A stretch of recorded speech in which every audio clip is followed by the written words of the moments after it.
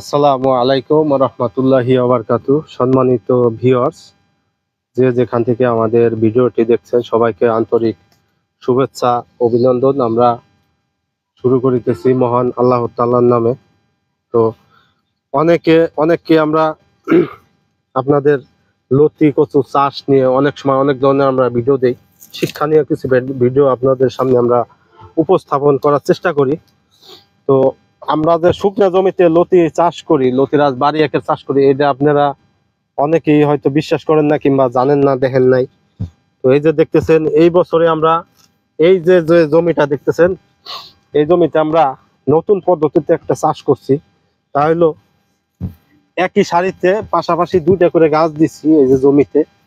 আর এই জমিতে সাথী ফসল হিসাবে আপনার পেঁয়াজ রোপণ করা হয়েছিল, আপনাদের দেখানো হয়েছিল আগে একবার, আমরা দেখাইছিলাম। সাথী ফসল হিসেবে দিছিলাম পেঁয়াজের পরে পেঁয়াজ রসুন দেওয়ার পরে গাছের গ্রোথ, গাছের অবস্থা, কালার কিরকম আছে আপনারা তো দেখতেই পারতেছেন। এই জমি থেকে 4 দিন পর পর লতি হারভেস্ট করা হয়। শুকনো জমিতে অনেকেই বলেন যে লতি হয় না, তাদের জন্য এই ভিডিওটা। তো আমরা আপনাদেরকে দেখাই আমাদের প্রতিটা গাছ। এর আগে আমরা এই জমির ভিডিও আপনাদেরকে দিয়েছিলাম। তো প্রতিটি গাছের কি অবস্থা, প্রত্যেকটা গাছে কি পরিমাণে লতি আসছে দেখেন। শুকনা জমিতে অনেকেই বলেন যে লতি হয় না। এদিকে এদিকে নিয়ে এসো। আপনি যে লতি চাষ করবেন, লতি চাষ করলে লতির মানে এই গাছের গ্রোথ কিভাবে বাড়াইতে হয়, গাছ কিভাবে পরিচর্যা করতে হয়, এই সম্বন্ধে যদি আপনার ধারণা না থাকে, তো আমরা পাশাপাশি একই লাইনে দুইটা করে গাছ এবার রোপণ করছি। আমরা আপনাদেরকে কোনো সময় বলি না যে আপনারা এইভাবে চাষ করেন। তো ট্রায়াল ভার্সনে আমরা এবছরে দেখতেছি যে এর ফলন কিরূপ আসে, কিভাবে ফলন পাওয়া যায়। তো আমরা দেখতেছি মাশাআল্লাহ, আল্লাহর রহমতে প্রত্যেকটা গাছে কি পরিমাণে লতি আছে আপনারা দেখতেছেন। আপনারা এই যে দেখেন, প্রত্যেকটা গাছেই পাশাপাশি এই যে লতি, 4-5টা করে লতি আছে দেখতেছেন। আর একটু দেখো। আর এই জমিতে আজকে যে সার কীটনাশক দেওয়া হইতেছে। তো আপনাদেরকে অনেক সময় আপনারা জিজ্ঞেস করেন যে ভাই, গাছের পাতা সাদা হয়ে গেলে কি করব। এই যে এই সম্বন্ধে আপনাদের একটা ভিডিও দিতেছি। এই যে এটা হচ্ছে আপনার লাল মাকড়ের আক্রমণ। লাল মাকড়ের আক্রমণ করলে আপনারা নাইট্রো সাথে একটা শ্যাম্পু দিয়ে স্প্রে করতে পারেন। এই যে দেখতেছেন, এটা হচ্ছে লাল মাকড়। নাইট্রো দিয়ে স্প্রে করলে এই পাতাটা ঠিক হয়ে যাবে। আর এই লাল মাকড়ের যে সমস্যাটা, এটা হচ্ছে লাল মাকড়ের এই গাছের পাতা রস খাওয়ার পরে, এই যে পাতার রস খাওয়ার পরে পাতাটা সাদা হয়ে যায়। এরপরে আর হয় না, এই যে আপনার গাছের গ্রোথ আর সুন্দর হয় না, ভালো হয় না। এরপরে গাছ আস্তে আস্তে, পাতাগুলো আস্তে আস্তে শুকাইতে থাকে আর গাছ নষ্ট হয়ে যায়। এই কারণে আপনারা এরকম লাল মাকড়ের আক্রমণের জন্য আপনারা এই যে নাইট্রোটা যদি ব্যবহার করেন, নাইট্রোর পরে আবার আপনারা ম্যানসার স্প্রে দিয়ে দিলে গাছের গ্রোথ সুন্দর হয়ে যাবে। তো আমরা আজকে এই জমিতে সার কি কীটনাশক সম্বন্ধে আপনাদের একটু ধারণা দিব।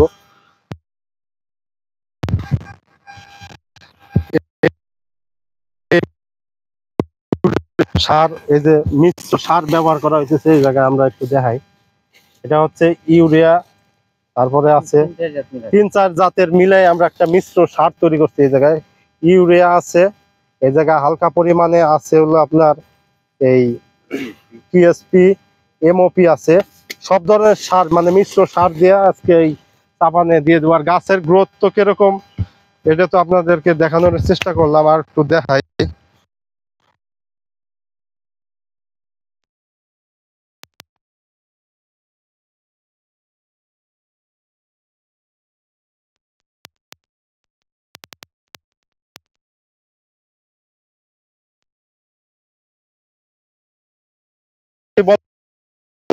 গাছ গাছের লতি কই একটু দেখা, একটু নিচে করে দেখাও।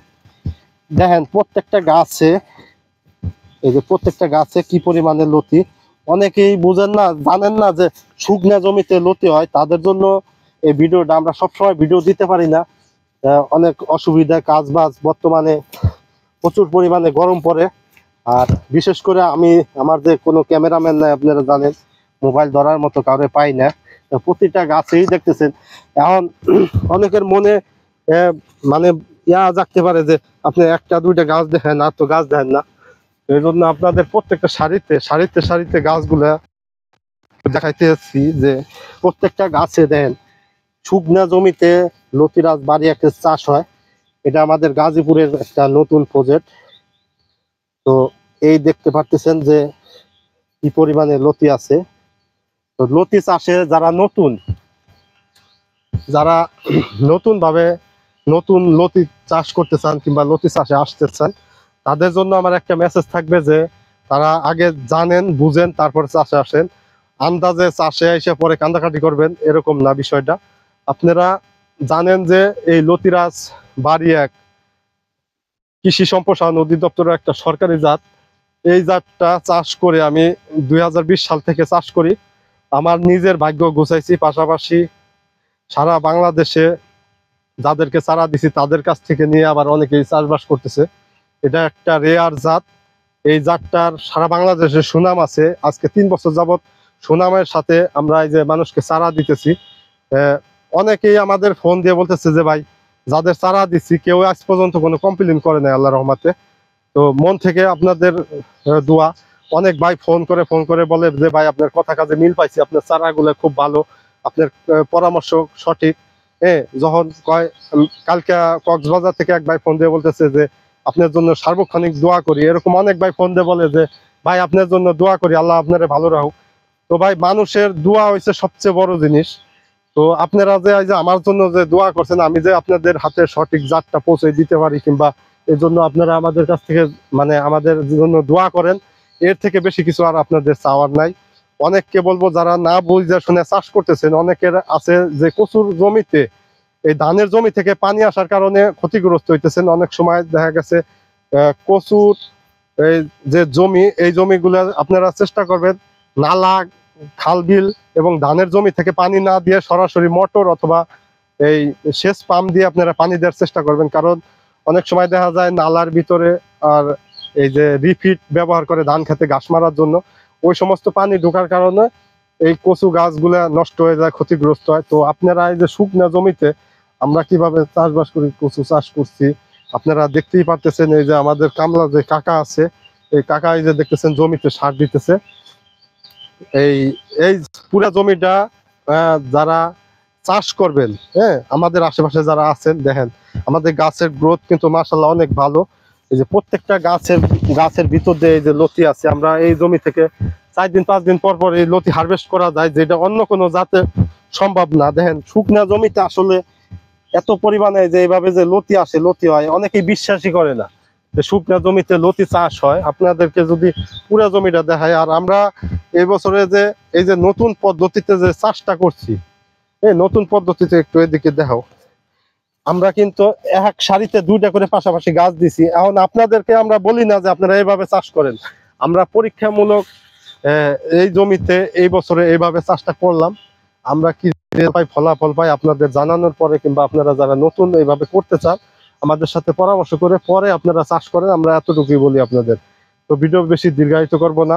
সবাই সুস্থ থাকবেন, ভালো থাকবেন। আসসালামু আলাইকুম ওয়া রাহমাতুল্লাহি ওয়া বারাকাতুহু সবাইকে।